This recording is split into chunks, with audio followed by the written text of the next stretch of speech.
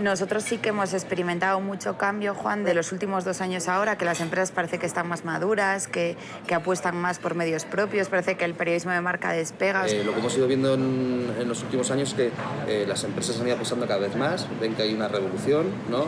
Cada vez tienen equipos más robustos, más sólidos, tanto en marketing como en los propios equipos de comunicación, y vemos tendencias muy interesantes. No, y sobre todo desarrollando ya sus propios canales, ¿no? O sea, lo que vemos hoy es que ya no hay esa dependencia de tener un medio de un tercero para tú contar tu historia. Yo mismo puedo hacer un desarrollo técnico, tecnológico de una serie de plataformas, de canales, de formatos para decirle a un medio, vale, si tú lo quieres contar bien, pero si no, yo lo puedo contar, ¿no?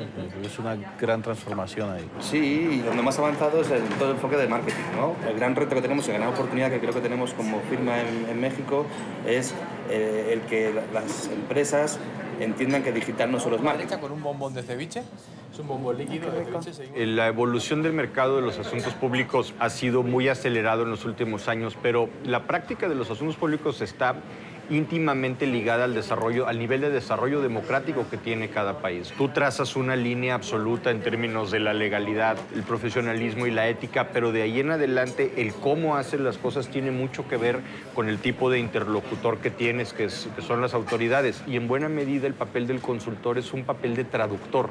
¿Cómo transformas el lenguaje de la empresa privada al lenguaje de los intereses del regulador o del gobernante y viceversa?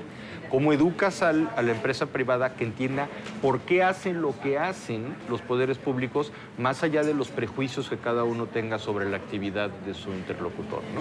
Para mí se está viviendo una época donde la gestión de la reputación, por ejemplo, se está democratizando de una manera muy interesante y muy importante. ¿Qué ha sucedido? Las redes sociales han abierto una caja de Pandora. O sea, Totalmente. ahora se está democratizando toda la información, toda la comunicación, y la gente tiene múltiples fuentes de acceso a la información, ¿no? Y ya no te conformas con lo que dicen los medios mexicanos. ¿Cuántos tuiteros hay en México ahora mismo? Ahora mismo México va a acabar el año con 65 millones de internautas. 65 millones de internautas. Mira la dimensión del país.